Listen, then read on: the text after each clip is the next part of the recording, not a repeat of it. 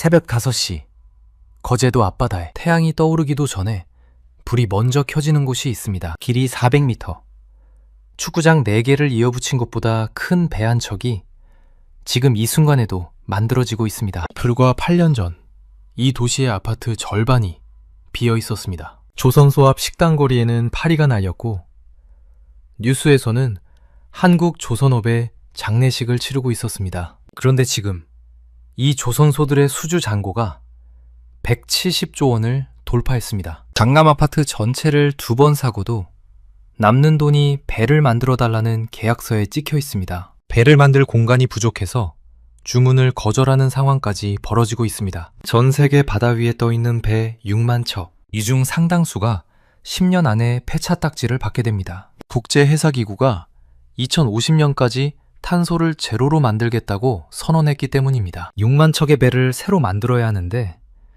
이 새로운 배를 제대로 만들 수 있는 나라는 사실상 한국뿐입니다. 중국이 세계에서 가장 많은 배를 찍어내고 있는데 돈은 한국이 더 많이 벌고 있습니다. 죽었다고 선언받은 산업이 어떻게 세계 1등으로 부활한 걸까요? 그리고 이번에는 왜 단순한 반등이 아니라 다시는 뒤집히지 않을 초격차라는 말까지 나오는 걸까요? 오늘 간단경제 한 스푼에서는 3가지를 파헤쳐 보겠습니다. 첫째, 전 세계 바다의 규칙이 어떻게 바뀌었는지. 둘째, 한국이 왜 이 게임에서 가장 유리한 패를 쥐고 있는지. 셋째, 이 초격차가 우리 경제와 여러분의 투자에 어떤 의미를 갖는지. 이 영상을 끝까지 보시면 대한민국 조선업을 완전히 새로운 눈으로 보게 될 겁니다. 그럼 바로 시작하겠습니다. 구독과 좋아요 부탁드려요. 먼저 지금 한국 조선업이 얼마나 잘 나가고 있는지부터 짚어보겠습니다. 지난해 한국 조선업은 318억 달러어치 배를 수출했습니다. 이게 얼마나 큰 돈이냐면요, 우리나라 반도체 수출의 약 4분의 1에 해당하는 금액입니다. 8년 만에 최대 수출 기록이에요. 더 놀라운 건 수주 점유율입니다. 한국 조선소의 글로벌 수주 점유율이 20.2%까지 올라갔습니다. 전년 대비 6.2%포인트나 뛴 겁니다. 여러분, 감이 잘 안 오실 수 있으니까 이걸 좀 더 풀어보겠습니다. 전 세계 바다를 10칸짜리 주차장이라고 생각해 보시면요, 그중 2칸은 한국이 만든 배가 채우고 있다는 뜻입니다. HD 현대중공업, 하나오션, 삼성중공업, 이 3곳의 수주 잔고를 합치면 170조 원이 넘습니다. 3년 반치 일감이 이미 쌓여 있는 겁니다. 그런데 여기서 하나 이상한 게 있습니다. 배를 이렇게 많이 팔고 있는데 조선소 현장에는 사람이 없습니다. 용접공 1명을 구하려고 조선소끼리 연봉 경쟁을 벌이는 지경까지 왔습니다. 업계에 따르면 숙련 기능 인력이 최소 1만 명에서 2만 명까지 부족한 상황입니다. 주문은 역대급으로 밀려오는데 배를 만들 소는 턱없이 부족하다. 이건 마치 주문이 100건 들어온 식당에 요리사가 3명밖에 없는 거나 마찬가지입니다. 여기까지만 보면 한국 조선업이 정말 대단해 보이죠? 하지만 진짜 이야기는 지금부터입니다. 한국이 단순히 배를 많이 팔아서 1등이 된 게 아닙니다. 전 세계 바다의 규칙 자체가 뒤바뀌고 있거든요. 그리고 그 새로운 규칙에서 한국이 가장 유리한 위치에 있습니다. 이게 무슨 뜻일까요? 시계를 잠시 2023년 7월로 돌려보겠습니다. 영국 런던에서 역사적인 회의가 열립니다. 국제해사기구, 줄여서 IMO라고 하는 곳인데요. 전 세계 바다의 교통법규를 만드는 곳이라고 이해하시면 됩니다. 이곳에서 하나의 선언이 나옵니다. 2050년까지 해운업의 탄소 배출을 제로로 만들겠다. 여러분, 이게 왜 엄청난 선언이냐면요, 전 세계 배들이 내뿜는 온실가스가 전체 배출량의 약 3%를 차지합니다. 3%면 별거 아닌 것 같죠?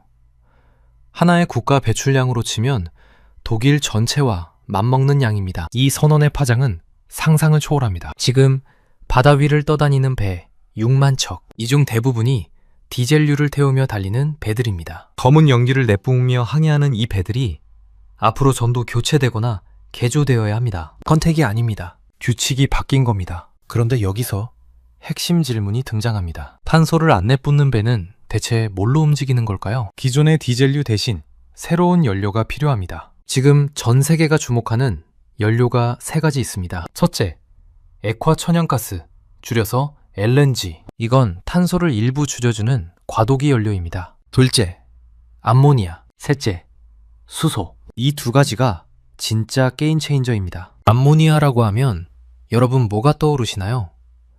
화장실 세정제에서 나는 그 톡 쏘는 냄새요. 그 암모니아가 미래 선박의 연료가 됩니다. 암모니아는 질소와 수소로 이루어져 있는데 연소할 때 탄소가 전혀 발생하지 않습니다. 태워도 이산화탄소가 안 나온다는 얘기입니다. 수소는 한술 더 뜹니다. 수소를 태우면 나오는 건 오직 물뿐입니다. 배가 달리면서 물을 뿜는 겁니다. 공상과학 영화 같지만 이미 현실이 되고 있습니다. 핵심만 뽑으면 이렇습니다. 바다의 법이 바뀌었고 그 법을 지키려면 새로운 연료로 달리는 새로운 배가 필요합니다. 여기서 여러분이 궁금하실 겁니다. 이 새로운 배는 아무나 만들 수 있는 걸까요? 답부터 말씀드리면 아닙니다. 여기서부터가 한국 조선업의 진짜 무기가 드러나는 대목입니다. 한국은 이미 LNG 추진선 시장에서 글로벌 점유율 70%에서 80%를 장악하고 있습니다. LNG 운반선이라는 게 그냥 기름을 싣는 배가 아닙니다. 영하 163도까지 냉각시킨 천연가스를 안전하게 운반해야 하는 극한의 기술이 필요한 배입니다. 이걸 제대로 만들 수 있는 나라가 사실상 한국밖에 없습니다. 그런데 이게 다가 아닙니다. 2026년 2월 24일 대한민국 정부가 역대급 카드를 꺼냈습니다. K조선 초격차 전략. 올해 R&D 예산을 전년 대비 23%나 늘린 3,200억 원을 조선업에 쏟아붓겠다는 선언입니다. 3,200억 원이 어느 정도 규모냐면요. 웬만한 중소기업 100개의 연간 매출을 합친 것보다 많은 돈입니다. 이 돈이 어디에 쓰이느냐? 세 곳입니다. 첫째, 탄소를 아예 내뿜지 않는 무탄소 연료 기술. 둘째, 사람 대신 로봇이 배를 만드는 AI 조선소. 셋째, 선장 없이 스스로 항해하는 자율운항 선박. 하나씩 파헤쳐 보겠습니다. 먼저 무탄소 연료 기술입니다. 정부는 친환경 선박 기술 개발에만 1,873억 원을 집중 투입합니다. 그중 가장 핵심은 암모니아 엔진입니다. 15메가와트급 암모니아 전소 가스터빈 연소기와 연료 공급 시스템을 개발하는데 3년간 120억 원을 투입합니다. 15메가와트가 어느 정도 힘이냐면 아파트 5천 가구가 동시에 에어컨을 틀어도 감당할 수 있는 출력입니다. 이 정도 힘으로 수만 톤짜리 배를 바다에서 움직이는 겁니다. 암모니아 엔진의 가장 큰 기술적 난제는 두 가지입니다. 하나는 연소할 때 발생하는 질소산화물이라는 유해 물질을 잡아야 한다는 것이고요. 다른 하나는 암모니아 자체가 독성 물질이기 때문에 누출 방지가 생명이라는 점입니다. 한국 연구진은 선택적 촉매 환원 기술과 고밀도 실링 기술로 이 두 가지 과제를 동시에 풀어내고 있습니다. 수소 엔진도 함께 개발되고 있습니다. 수소는 에너지 밀도가 낮고 영하 253도의 극저온에서 저장해야 하는 까다로운 연료지만 연소 후 오직 물만 배출하는 궁극의 청정 연료입니다. 정부는 수소 엔진과 연료 전지를 결합한 하이브리드 추진 시스템을 개발해서 실제 바다에서 시험 운항까지 마칠 계획입니다. 여기서 한 가지 더 짚어보겠습니다. 새 연료 체계로 완전히 넘어가기 전까지 지금 바다 위에 떠 있는 기존 배들은 어떻게 할까요? 정부는 선상 탄소 포집 기술을 동시에 밀고 있습니다. 배 엔진에서 나오는 배출가스에서 이산화탄소만 쏙 뽑아서 배 안에 특수 탱크에 가두는 기술입니다. 기존 배를 당장 폐차시키지 않아도 IMO 규제에 대응할 수 있는 현실적인 해법인 셈이죠. 이걸 한 줄로 요약하면 이렇습니다. 한국은 미래의 무탄소 엔진과 현재 탄소 포집 기술을 동시에 개발하면서 과도기까지 잡겠다는 겁니다. 여기까지가 첫 번째 무기, 무탄소 연료 기술이었습니다. 그런데 여러분, 아무리 좋은 엔진을 만들어도 배를 만들 사람이 없으면 소용이 없잖아요. 이제부터가 진짜 본 게임입니다. 두 번째 무기, AI 조선소 이야기입니다. 아까 말씀드렸죠? 주문은 넘쳐나는데 배를 만들 사람이 없다고요. 정부가 이 문제를 해결하기 위해 선택한 답은 로봇입니다. 그런데 조선소 로봇이라고 하면 자동차 공장처럼 똑같은 차를 찍어내는 로봇을 떠올리기 쉬운데 조선소는 완전히 다릅니다. 배는 자동차와 달리 한 척 한 척이 전부 다른 설계로 만들어집니다. 같은 모양의 배가 없어요. 게다가 수십 톤짜리 철판 블록을 밀리미터 단위로 맞춰서 융접해야 합니다. 이걸 지금까지 사람의 눈과 손에 의존했던 겁니다. 30년 경력 용접공의 감각이 곧 품질이었거든요. 그런데 이제 AI가 그 감각을 배우기 시작했습니다. 뉴로메카와 HD 현대사무가 함께 개발한 시스템을 보면 협동 로봇이 3D 설계 도면을 스스로 인식하고 실시간으로 용접 경로를 보정합니다. 협소하고 위험한 선내 공간에서도 인간 작업자와 나란히 서서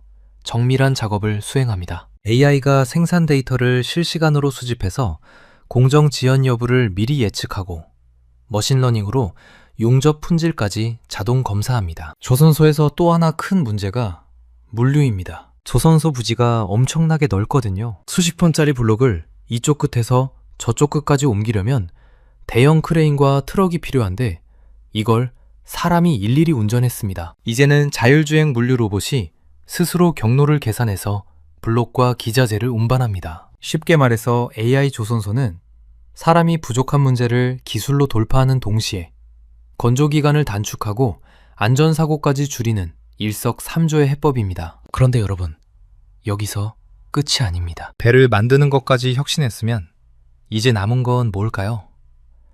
배가 바다에서 어떻게 움직이느냐입니다. 세 번째 무기, 바다 위의 테슬라, AI 자율운항 선박입니다. 선장 없이 배가 스스로 바다를 항해한다. 이게 말이 되냐고요?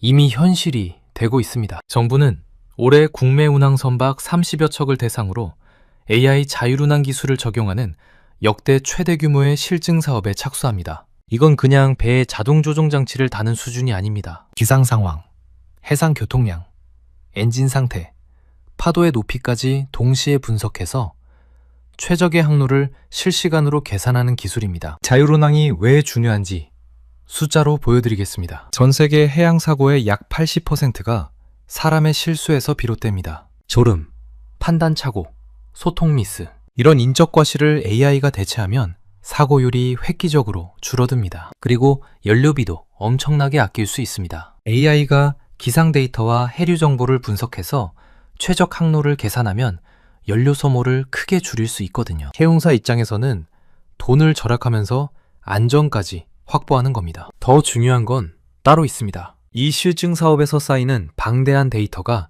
국제 표준이 됩니다. 국제해사기구 IMO가 지금 자율운항 선박 국제 표준 코드를 만들고 있는데 한국이 30척 규모의 실제 운항 데이터를 들이밀면 표준 제정 과정에서 주도권을 줄 수 있습니다. 자율운항 선박 시장 규모가 2032년까지 1,805억 달러, 우리 돈으로 약 250조 원 이상으로 성장할 거라는 전망이 나오고 있습니다. 여기서 잠깐 쉬어가면서 여기까지의 내용을 정리하겠습니다. 한국이 지금 꺼내든 카드가 3장입니다. 첫째, 탄소를 안 내뿜는 암모니아와 수소 엔진. 둘째, 사람 대신 로봇이 배를 만드는 AI 조선소. 셋째, 선장 없이 스스로 항해하는 자율운항 선박. 이 3장의 카드를 합치면 어떻게 되느냐? 한국이 만든 배가 탄소 없이 달리고 로봇이 빠르게 만들고 AI가 알아서 항해하는 겁니다. 세계에서 이 3가지를 동시에 할 수 있는 나라는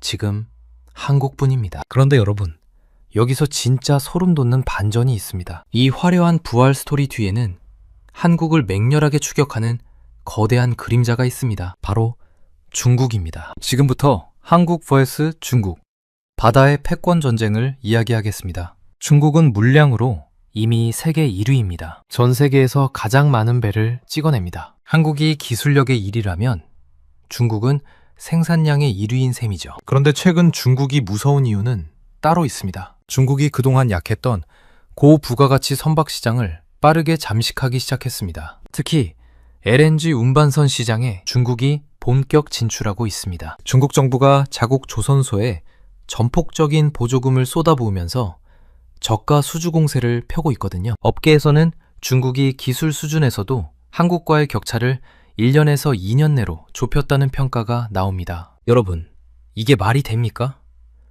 불과 5년 전만 해도 중국 조선소가 LNG 운반선은 꿈도 못 꾸던 시절이었습니다. 영하 163도에서 안 새는 탱크 기술이 없었으니까요. 그런데 이제 그 기술을 확보하기 시작했습니다. 한국의 대응은 명확합니다. 양으로 싸우면 진다. 질로 이긴다. 중국이 LNG선을 만들기 시작했으니 한국은 그 다음 단계로 넘어가는 겁니다. 암모니아 엔진, 수소 엔진, AI 자율운항. 중국이 따라오기 전에 한 발 더 앞으로 나가는 전략입니다. 쉽게 말해서 중국이 스마트폰을 막 만들기 시작했을 때 한국은 이미 접는 폰을 개발하고 있는 상황이라고 이해하시면 됩니다. 단순히 배를 잘 만드는 수준이 아니라 배를 움직이는 핵심 소프트웨어를 장악하겠다는 겁니다. 하드웨어는 따라잡을 수 있어도 소프트웨어의 신뢰성은 하루아침에 쌓을 수 없으니까요. 여기서 놀라운 건 하나 더 있습니다. 미국이 한국 조성소의 문을 두드리고 있습니다. 미국 해군성 장관이 직접 한국의 스마트 조성소를 방문해서 기술력을 극찬하고 협력을 제안했습니다. 미국이 왜 한국을 찾아온 걸까요? 미국의 자국 조선 산업이 심각하게 쇠퇴했기 때문입니다. 미국은 세계 최강의 해군력을 보유하고 있지만 정작 군함을 만들고 수리할 조선소가 부족합니다. 미국 조선소의 생산성은 한국의 절반도 안 됩니다. 하나오션이 미국 필라델피아의 필리 조선소를 인수한 것도 이 맥락에서 이해하시면 됩니다. 미국 해군 함정 건조 시장에 진출하는 발판을 마련한 겁니다. 미국 입장에서는 한국의 AI 기반 제조 기술과 자율운항 기술을 들여오고 싶고, 한국 입장에서는 세계 최대 방산 시장인 미국에 진출하는 기회를 얻는 겁니다. 한마디로 한국 조선업은 지금 중국과는 기술로 격차를 벌리고 미국과는 동맹으로 손을 잡는 양면 전략을 구사하고 있는 겁니다. 이 그림이 완성되면 한국은 민간 상선 시장에서도 1등, 군함 시장에서도 핵심 파트너가 됩니다. 이 현상 어디서 많이 본 것 같지 않으신가요? 시계를 1960년대로 돌려보겠습니다. 당시 세계 조선업의 왕자는 영국이었습니다. 산업혁명의 본고장답게 전 세계 선박의 절반을 영국이 만들었습니다. 그런데 1970년대에 일본이 영국을 밀어냈습니다. 일본은 대량 생산 시스템으로 더 싸고 빠르게 배를 만들기 시작했고, 영국 조선업은 순식간에 무너졌습니다. 그리고 1990년대에 한국이 일본을 추월합니다. 한국은 일본보다 더 크고 더 복잡하고 더 비싼 배를 만드는 기술을 확보하면서 세계 1위에 올라섰습니다. 패턴이 보이시나요? 조선업의 역사는 항상 기술의 전환기에 왕자가 바뀌었습니다. 범선에서 증기선으로, 증기선에서 디젤선으로, 그리고 지금 디젤선에서 무탄소 선박으로 매번 새로운 기술에 먼저 올라탄 나라가 다음 시대의 주인이 됐습니다. 지금이 바로 그 전환의 순간입니다. 디젤에서 암모니아와 수소로, 수동항해에서 AI 자율운항으로 한국이 이번에도 그 전환의 선두에 서 있습니다. 그런데 이번에는 과거와 다른 점이 하나 있습니다. 과거에는 단순히 제조 기술의 전환이었지만 이번에는 소프트웨어와 표준까지 바뀝니다. 배의 엔진만 바뀌는 게 아니라 배를 움직이는 두뇌가 바뀌는 겁니다. 그 두뇌를 누가 만드느냐가 앞으로 50년의 바다를 결정합니다. 그런데 여러분, 지금까지 장밋빛 이야기만 했는데요. 공정하게 리스크도 짚어보겠습니다. 첫 번째 리스크, 인력 부족 문제는 로봇만으로 해결되지 않습니다. 정부가 외국인 인력 도입을 확대하고 있지만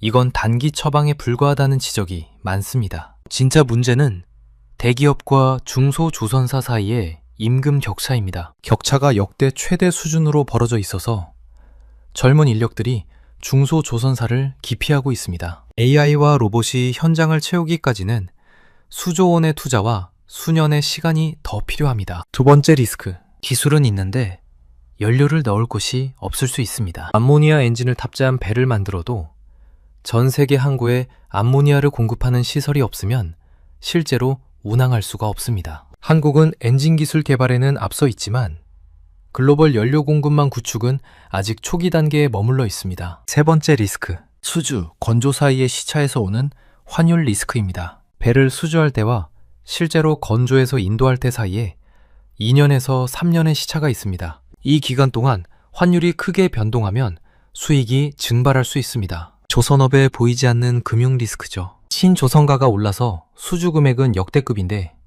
실제로 돈이 들어오는 건 2년에서 3년 후입니다. 그 사이에 원자재 가격이 오르거나 환율이 불리하게 움직이면 이익이 줄어들 수 있습니다. 지금 조선업 실적이 좋아 보이는 건 사실 2년에서 3년 전에 낮은 성과 수주분이 매출로 잡히기 때문이기도 합니다. 이걸 정리해보면 이렇습니다. 한국 조선업의 미래는 밝지만 그 길목에는 인력난과 인프라 부재와 금융 리스크라는 세 개의 장애물이 놓여 있습니다. 정부의 3,200억 원 투자가 이 장애물을 넘을 수 있느냐가 관건입니다. 그럼에도 불구하고 큰 그림을 보면 한국 조선업의 구조적 우위는 쉽게 흔들리지 않습니다. 그 이유를 세 가지로 정리하겠습니다. 첫째, 쇄빙선과 해상풍력 지원선 같은 특수선 시장이 열리고 있습니다. 북극 항로가 개척되면서 얼음을 깨면서 달리는 쇄빙 컨테이너선의 수요가 생기고 있고, 전 세계적으로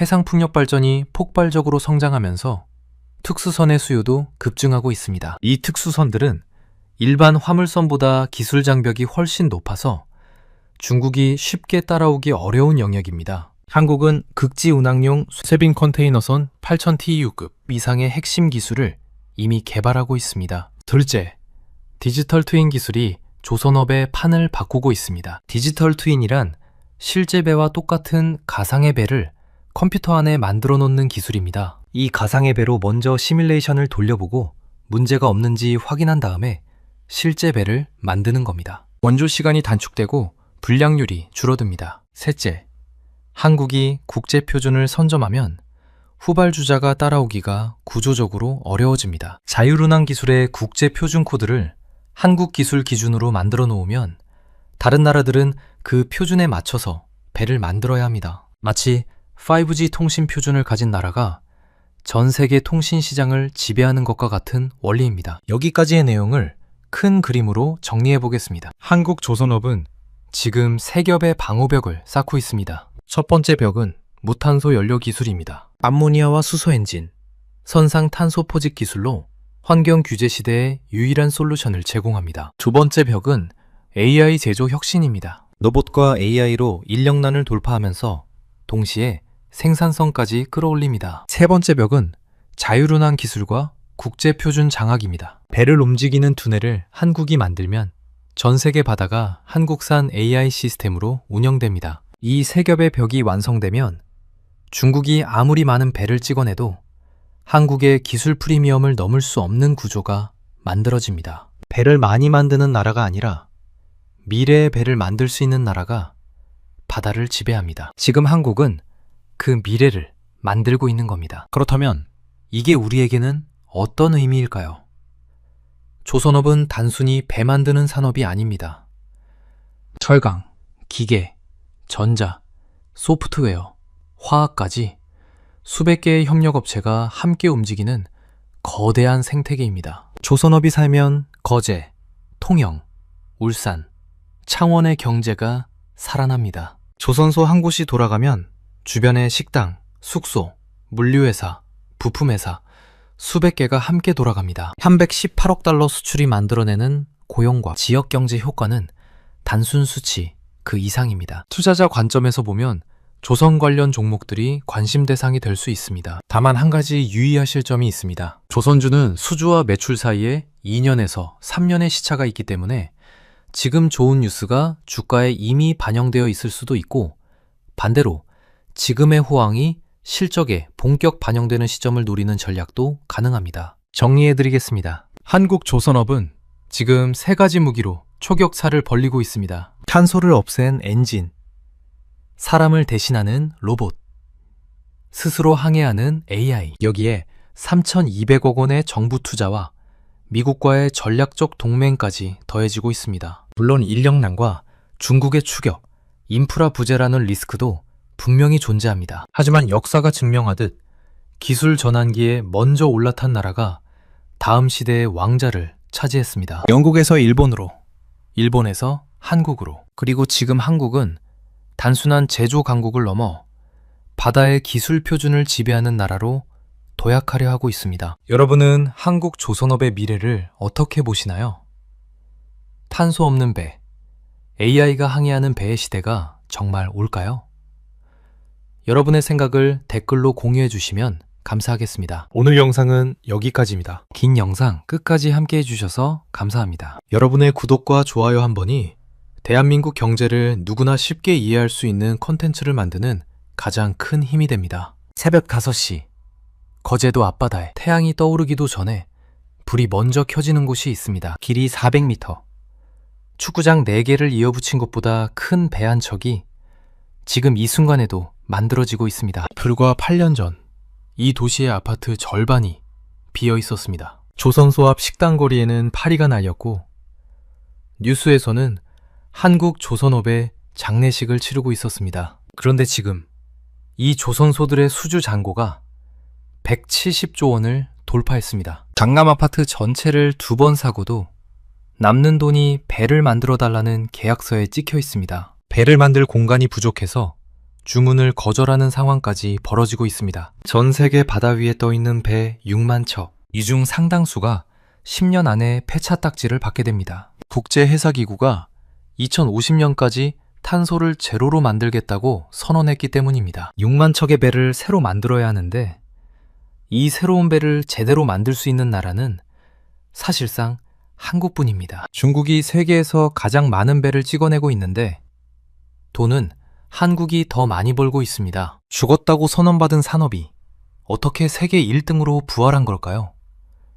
그리고 이번에는 왜 단순한 반등이 아니라 다시는 뒤집히지 않을 초격차라는 말까지 나오는 걸까요? 오늘 간단경제 한 스푼에서는 3가지를 파헤쳐 보겠습니다. 첫째, 전 세계 바다의 규칙이 어떻게 바뀌었는지. 둘째, 한국이 왜 이 게임에서 가장 유리한 패를 쥐고 있는지. 셋째, 이 초격차가 우리 경제와 여러분의 투자에 어떤 의미를 갖는지. 이 영상을 끝까지 보시면 대한민국 조선업을 완전히 새로운 눈으로 보게 될 겁니다. 그럼 바로 시작하겠습니다. 구독과 좋아요 부탁드려요. 먼저 지금 한국 조선업이 얼마나 잘 나가고 있는지부터 짚어보겠습니다. 지난해 한국 조선업은 318억 달러어치 배를 수출했습니다. 이게 얼마나 큰 돈이냐면요, 우리나라 반도체 수출의 약 4분의 1에 해당하는 금액입니다. 8년 만에 최대 수출 기록이에요. 더 놀라운 건 수주 점유율입니다. 한국 조선소의 글로벌 수주 점유율이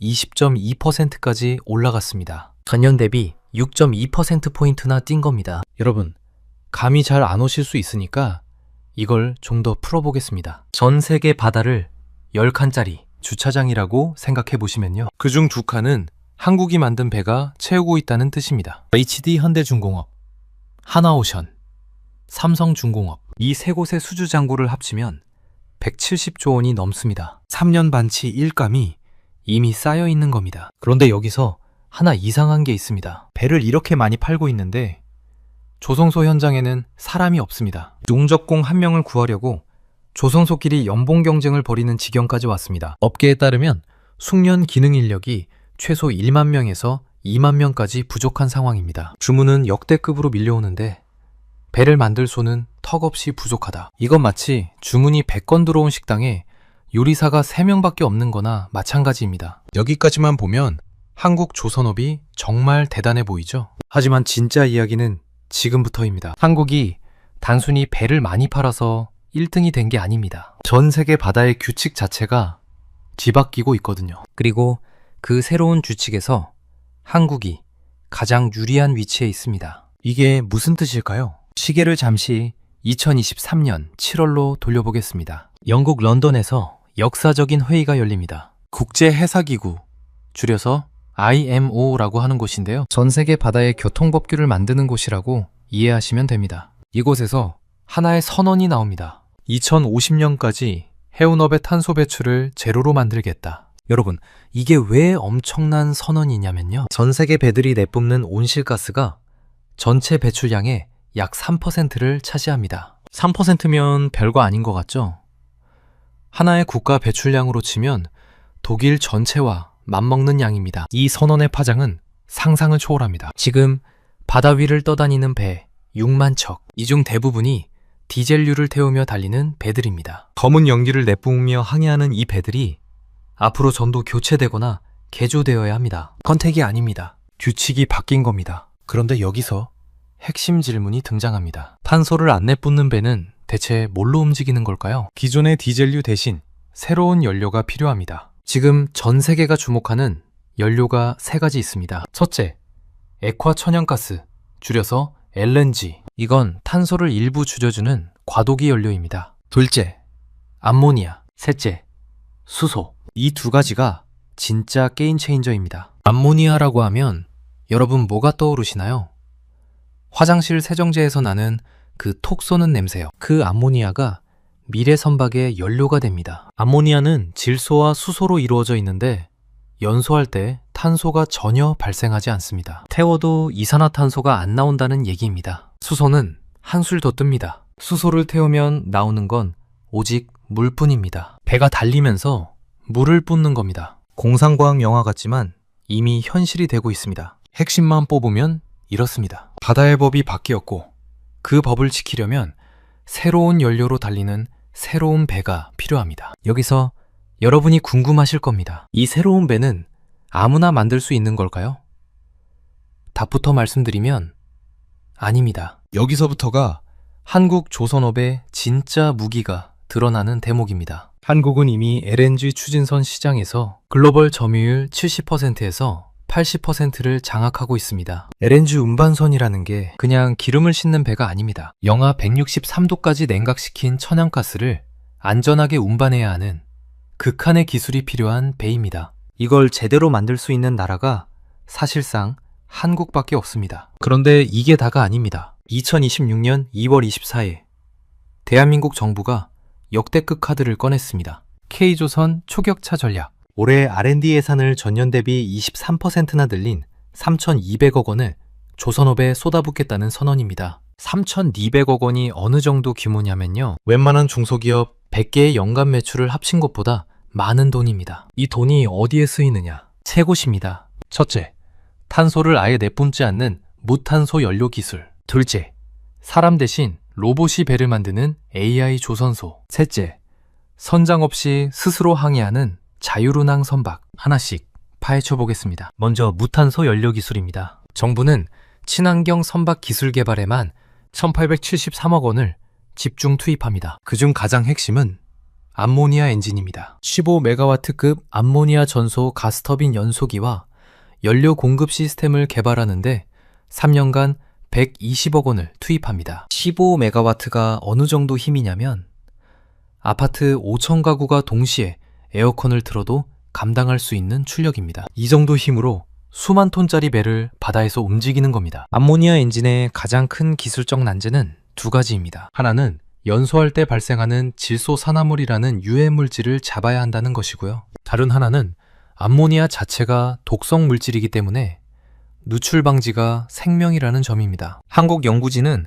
선택적 촉매 환원 기술과 고밀도 실링 기술로 이 두 가지 과제를 동시에 풀어내고 있습니다. 수소 엔진도 함께 개발되고 있습니다. 수소는 에너지 밀도가 낮고 영하 253도의 극저온에서 저장해야 하는 까다로운 연료지만 연소 후 오직 물만 배출하는 궁극의 청정 연료입니다. 정부는 수소 엔진과 연료 전지를 결합한 하이브리드 추진 시스템을 개발해서 실제 바다에서 시험 운항까지 마칠 계획입니다. 여기서 한 가지 더 짚어보겠습니다. 새 연료 체계로 완전히 넘어가기 전까지 지금 바다 위에 떠 있는 기존 배들은 어떻게 할까요? 정부는 선상 탄소 포집 기술을 동시에 밀고 있습니다. 배 엔진에서 나오는 배출가스에서 이산화탄소만 쏙 뽑아서 배 안에 특수 탱크에 가두는 기술입니다. 기존 배를 당장 폐차시키지 않아도 IMO 규제에 대응할 수 있는 현실적인 해법인 셈이죠. 이걸 한 줄로 요약하면 이렇습니다. 한국은 미래의 무탄소 엔진과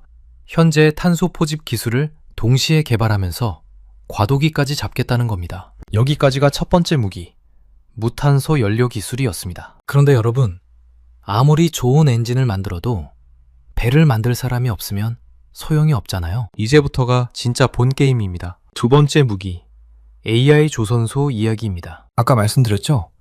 주문은 넘쳐나는데 배를 만들 사람이 없다고요. 정부가 이 문제를 해결하기 위해 선택한 답은 로봇입니다. 그런데 조선소 로봇이라고 하면 자동차 공장처럼 똑같은 차를 찍어내는 로봇을 떠올리기 쉬운데 조선소는 완전히 다릅니다. 배는 자동차와 달리 한 척 한 척이 전부 다른 설계로 만들어집니다. 같은 모양의 배가 없어요. 게다가 수십 톤짜리 철판 블록을 밀리미터 단위로 맞춰서 융접해야 합니다. 이걸 지금까지 사람의 눈과 손에 의존했던 겁니다. 30년 경력 용접공의 감각이 곧 품질이었거든요. 그런데 이제 AI가 그 감각을 배우기 시작했습니다. 뉴로메카와 HD 현대사무가 함께 개발한 시스템을 보면 협동 로봇이 3D 설계 도면을 스스로 인식하고 실시간으로 용접 경로를 보정합니다. 협소하고 위험한 선내 공간에서도 인간 작업자와 나란히 서서 정밀한 작업을 수행합니다. AI가 생산 데이터를 실시간으로 수집해서 공정 지연 여부를 미리 예측하고 머신러닝으로 용접 품질까지 자동 검사합니다. 조선소에서 또 하나 큰 문제가 물류입니다. 조선소 부지가 엄청나게 넓거든요. 수십 톤짜리 블록을 이쪽 끝에서 저쪽 끝까지 옮기려면 대형 크레인과 트럭이 필요한데 이걸 사람이 일일이 운전했습니다. 이제는 자율주행 물류 로봇이 스스로 경로를 계산해서 블록과 기자재를 운반합니다. 쉽게 말해서 AI 조선소는 사람이 부족한 문제를 기술로 돌파하는 동시에 건조기간을 단축하고 안전사고까지 줄이는 일석삼조의 해법입니다. 그런데 여러분, 여기서 끝이 아닙니다. 배를 만드는 것까지 혁신했으면 이제 남은 건 뭘까요? 배가 바다에서 어떻게 움직이느냐입니다. 세 번째 무기, 바다 위의 테슬라, AI 자율운항 선박입니다. 선장 없이 배가 스스로 바다를 항해한다. 이게 말이 되냐고요? 이미 현실이 되고 있습니다. 정부는 올해 국내 운항 선박 30여 척을 대상으로 AI 자율운항 기술을 적용하는 역대 최대 규모의 실증 사업에 착수합니다. 이건 그냥 배의 자동 조종 장치를 다는 수준이 아닙니다. 기상 상황, 해상 교통량, 엔진 상태, 파도의 높이까지 동시에 분석해서 최적의 항로를 실시간으로 계산하는 기술입니다. 자율운항이 왜 중요한지 숫자로 보여드리겠습니다. 전 세계 해양 사고의 약 80%가 사람의 실수에서 비롯됩니다. 졸음, 판단 착오, 소통 미스, 이런 인적 과실을 AI가 대체하면 사고율이 획기적으로 줄어듭니다. 그리고 연료비도 엄청나게 아낄 수 있습니다. AI가 기상 데이터와 해류 정보를 분석해서 최적 항로를 계산하면 연료 소모를 크게 줄일 수 있거든요. 해운사 입장에서는 돈을 절약하면서 안전까지 확보하는 겁니다. 더 중요한 건 따로 있습니다. 이 실증 사업에서 쌓이는 방대한 데이터가 국제 표준이 됩니다. 국제해사기구 IMO가 지금 자율운항 선박 국제 표준 코드를 만들고 있는데 한국이 30척 규모의 실제 운항 데이터를 들이밀면 표준 제정 과정에서 주도권을 줄 수 있습니다. 자율운항 선박 시장 규모가 2032년까지 1,805억 달러, 우리 돈으로 약 250조 원 이상으로 성장할 거라는 전망이 나오고 있습니다. 여기서 잠깐 쉬어가면서 여기까지의 내용을 정리하겠습니다. 한국이 지금 꺼내든 카드가 3장입니다. 첫째, 탄소를 안 내뿜는 암모니아와 수소 엔진. 둘째, 사람 대신 로봇이 배를 만드는 AI 조선소. 셋째, 선장 없이 스스로 항해하는 자율운항 선박. 이 3장의 카드를 합치면 어떻게 되느냐? 한국이 만든 배가 탄소 없이 달리고 로봇이 빠르게 만들고 AI가 알아서 항해하는 겁니다. 세계에서 이 3가지를 동시에 할 수 있는 나라는 지금 한국뿐입니다. 그런데 여러분, 여기서 진짜 소름 돋는 반전이 있습니다. 이 화려한 부활 스토리 뒤에는 한국을 맹렬하게 추격하는 거대한 그림자가 있습니다. 바로 중국입니다. 지금부터 한국 vs 중국, 바다의 패권 전쟁을 이야기하겠습니다. 중국은 물량으로 이미 세계 1위입니다. 전 세계에서 가장 많은 배를 찍어냅니다. 한국이 기술력의 1위라면 중국은 생산량의 1위인 셈이죠. 그런데 최근 중국이 무서운 이유는 따로 있습니다. 중국이 그동안 약했던 고부가가치 선박 시장을 빠르게 잠식하기 시작했습니다. 특히 LNG 운반선 시장에 중국이 본격 진출하고 있습니다. 중국 정부가 자국 조선소에 전폭적인 보조금을 쏟아부으면서 저가 수주 공세를 펴고 있거든요. 업계에서는 중국이 기술 수준에서도 한국과의 격차를 1년에서 2년 내로 좁혔다는 평가가 나옵니다. 여러분, 이게 말이 됩니까? 불과 5년 전만 해도 중국 조선소가 LNG 운반선은 꿈도 못 꾸던 시절이었습니다. 영하 163도에서 안 새는 탱크 기술이 없었으니까요. 그런데 이제 그 기술을 확보하기 시작했습니다. 한국의 대응은 명확합니다. 양으로 싸우면 진다. 질로 이긴다. 중국이 LNG선을 만들기 시작했으니 한국은 그 다음 단계로 넘어가는 겁니다. 암모니아 엔진, 수소 엔진, AI 자율운항. 중국이 따라오기 전에 한 발 더 앞으로 나가는 전략입니다. 쉽게 말해서 중국이 스마트폰을 막 만들기 시작했을 때 한국은 이미 접는 폰을 개발하고 있는 상황이라고 이해하시면 됩니다. 단순히 배를 잘 만드는 수준이 아니라 배를 움직이는 핵심 소프트웨어를 장악하겠다는 겁니다. 하드웨어는 따라잡을 수 있어도 소프트웨어의 신뢰성은 하루아침에 쌓을 수 없으니까요. 여기서 놀라운 건 하나 더 있습니다. 미국이 한국 조성소의 문을 두드리고 있습니다. 미국 해군성 장관이 직접 한국의 스마트 조성소를 방문해서 기술력을 극찬하고 협력을 제안했습니다. 미국이 왜 한국을 찾아온 걸까요? 미국의 자국 조선 산업이 심각하게 쇠퇴했기 때문입니다. 미국은 세계 최강의 해군력을 보유하고 있지만 정작 군함을 만들고 수리할 조선소가 부족합니다. 미국 조선소의 생산성은 한국의 절반도 안 됩니다. 하나오션이 미국 필라델피아의 필리 조선소를 인수한 것도 이 맥락에서 이해하시면 됩니다. 미국 해군 함정 건조 시장에 진출하는 발판을 마련한 겁니다. 미국 입장에서는 한국의 AI 기반 제조 기술과 자율운항 기술을 들여오고 싶고, 한국 입장에서는 세계 최대 방산 시장인 미국에 진출하는 기회를 얻는 겁니다. 한마디로 한국 조선업은 지금 중국과는 기술로 격차를 벌리고 미국과는 동맹으로 손을 잡는 양면 전략을 구사하고 있는 겁니다. 이 그림이 완성되면 한국은 민간 상선 시장에서도 1등, 군함 시장에서도 핵심 파트너가 됩니다. 이 현상 어디서 많이 본 것 같지 않으신가요? 시계를 1960년대로 돌려보겠습니다. 당시 세계 조선업의 왕자는 영국이었습니다. 산업혁명의 본고장답게 전 세계 선박의 절반을 영국이 만들었습니다. 그런데 1970년대에 일본이 영국을 밀어냈습니다. 일본은 대량 생산 시스템으로 더 싸고 빠르게 배를 만들기 시작했고, 영국 조선업은 순식간에 무너졌습니다. 그리고 1990년대에 한국이 일본을 추월합니다. 한국은 일본보다 더 크고 더 복잡하고 더 비싼 배를 만드는 기술을 확보하면서 세계 1위에 올라섰습니다. 패턴이 보이시나요?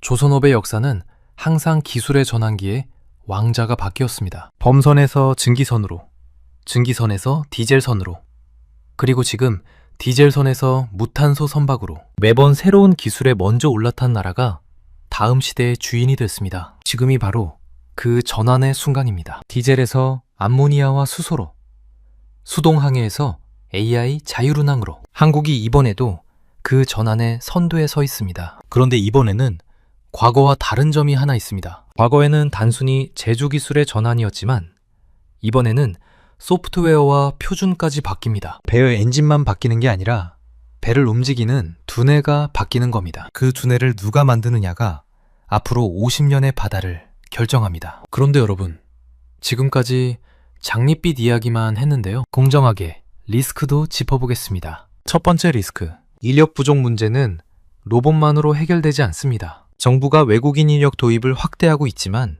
이건 단기 처방에 불과하다는 지적이 많습니다. 진짜 문제는 대기업과 중소조선사 사이의 임금 격차입니다. 격차가 역대 최대 수준으로 벌어져 있어서 젊은 인력들이 중소조선사를 기피하고 있습니다. AI와 로봇이 현장을 채우기까지는 수조 원의 투자와 수년의 시간이 더 필요합니다. 두 번째 리스크, 기술은 있는데 연료를 넣을 곳이 없을 수 있습니다. 암모니아 엔진을 탑재한 배를 만들어도 전 세계 항구에 암모니아를 공급하는 시설이 없으면 실제로 운항할 수가 없습니다. 한국은 엔진 기술 개발에는 앞서 있지만 글로벌 연료 공급망 구축은 아직 초기 단계에 머물러 있습니다. 세 번째 리스크, 수주, 건조 사이의 시차에서 오는 환율 리스크입니다. 배를 수주할 때와 실제로 건조해서 인도할 때 사이에 2년에서 3년의 시차가 있습니다. 이 기간 동안 환율이 크게 변동하면 수익이 증발할 수 있습니다. 조선업에 보이지 않는 금융 리스크죠. 신조선가가 올라서 수주 금액은 역대급인데